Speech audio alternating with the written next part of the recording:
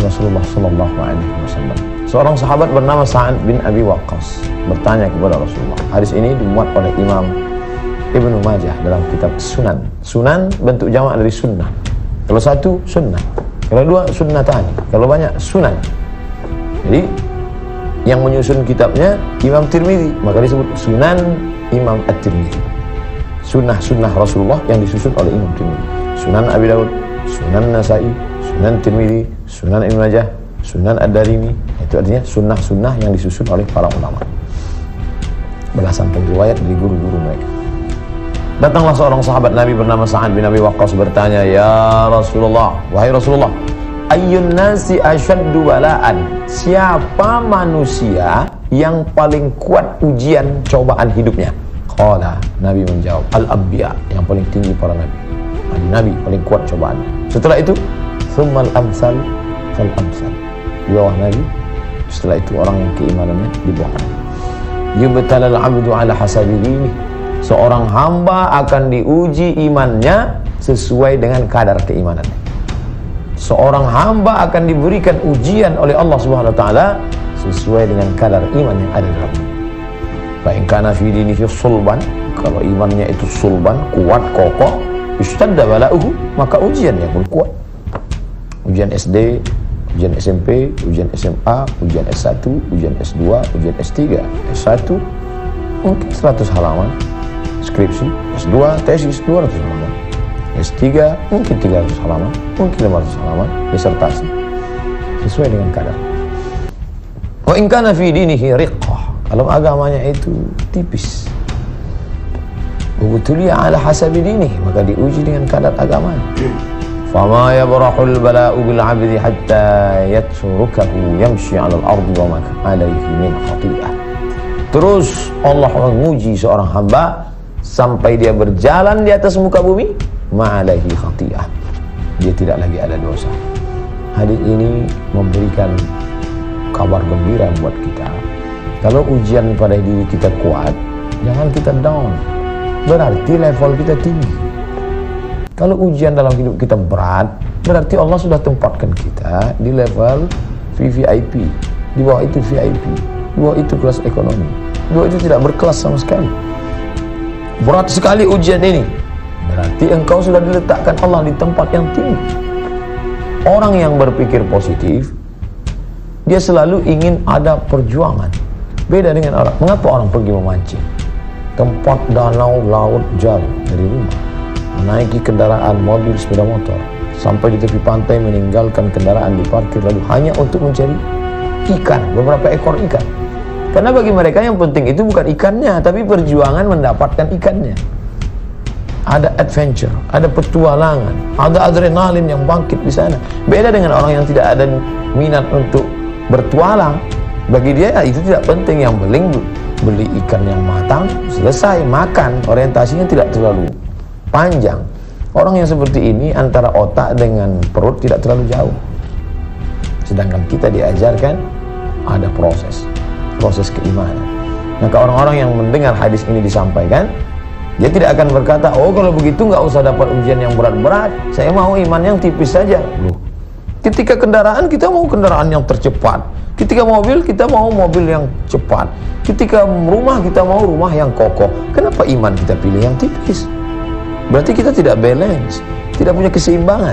Ketika kendaraan mau yang cepat melesat sampai ke tujuan, rumah mau yang kokoh, megah, mewah, lengkap dengan kolam renangnya, lengkap dengan ruang tamunya, lengkap dengan berbagai macam pernak-perniknya, maka iman pun kita mesti iman yang kuat.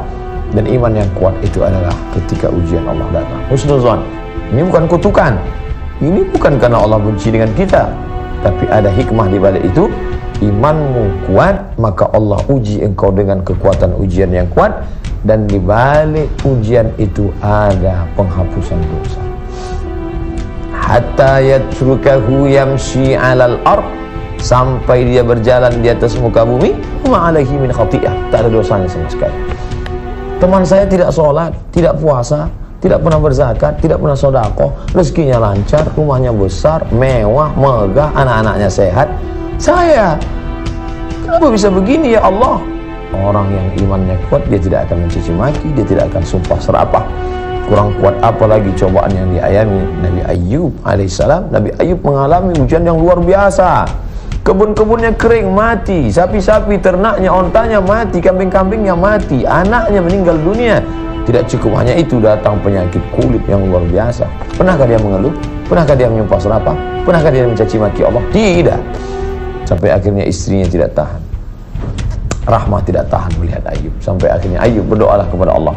Ayub juga tidak minta sembuhkan aku ya Allah. Tidak. Apa kata Ayub? Rabbi anni massani ad-dur. Ya Allah, aku terkena penyakit. Dia hanya berkata, aku terkena penyakit. Wa anta arhamur rahimin.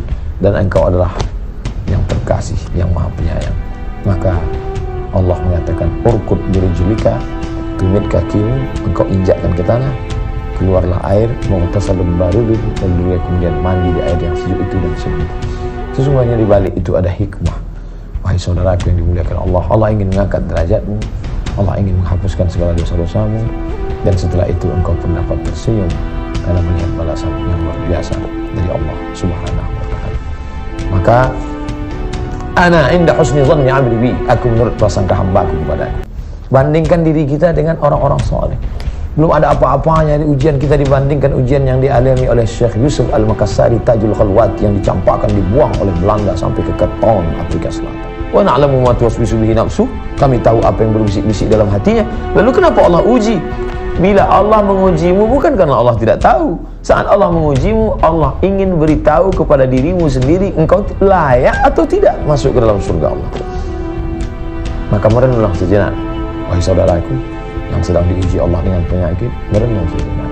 Apakah aku layak masuk ke dalam surga Allah? Berdoa, wa adkhilnal jannata ma'al abrar, masukkan aku ke dalam surgamu bersama orang baik-baik, bersama para nabi Allah. Padahal mereka tak pernah mengeluh, tak pernah berkeluh kesah. Mereka ridha terhadap keputusan Allah. Itulah yang selalu kita katakan, raditu billahi rabba, aku ridha menerima keputusan Allah. Wa bil islami dina, aku ridha Islam sebagai agamaku.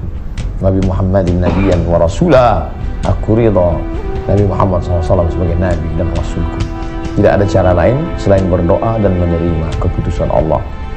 Kepala ini terlalu kecil untuk menangkap keputusan Allah, sehingga kalau dipikirkan kenapa begini, kenapa terjadi begini, kenapa tidak makan obat, kenapa tidak pergi konsultasi ke dokter, kenapa. Satu kali kalau hanya akan membuka pintu setan. Kalau sekali, kalau dua kali, kalau tiga kali, akhirnya tidak bisa tidur, akhirnya pergi ke psikiater, akhirnya pergi ke psikolog, akhirnya diberi resep, akhirnya makan obat, tidur, setelah bangun tidur kambuh lagi, tidur lagi, kambuh lagi. Kalau hidup hanya untuk tidur, lebih baik mati. Maka tidak ada cara lain selain mendekatkan diri. Para psikiater akan mengatakan agama Anda ada Pak, sesuai dengan agama masing-masing, serahkan diri kepada Tuhan.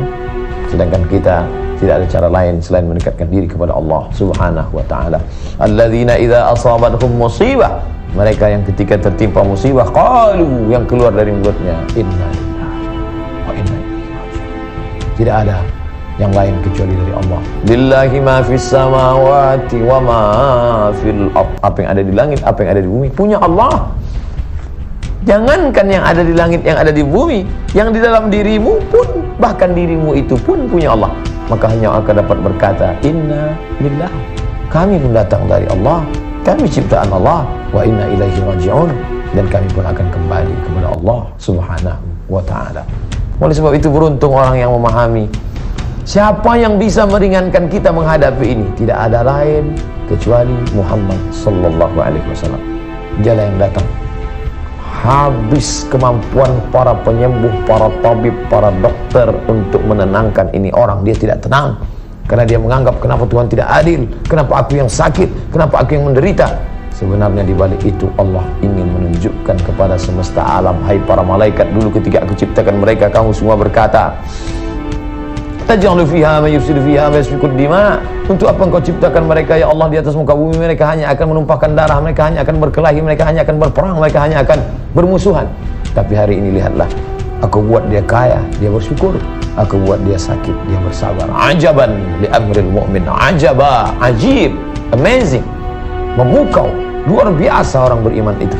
In asabathu sarra, kalau rezekinya lapang, anaknya sehat, keluarganya sakinah mawaddah rahmah, Dia bersyukur, alhamdulillah, wa syukrulillah, la haula wa la quwata illa billah. Tapi andai dia sakit, dia bersabar, bersyukur, Allah balas, la in syakartum la azidannakum. Kalau kau bersyukur, ku tambah 2 kali lipat. Kalau dia bersabar, balasannya luar biasa. Innama yuwaffas sabiruna ajrahum bighairi hisab. Balasan mereka tanpa bisa dihitung, tanpa bisa dipikirkan oleh siapa.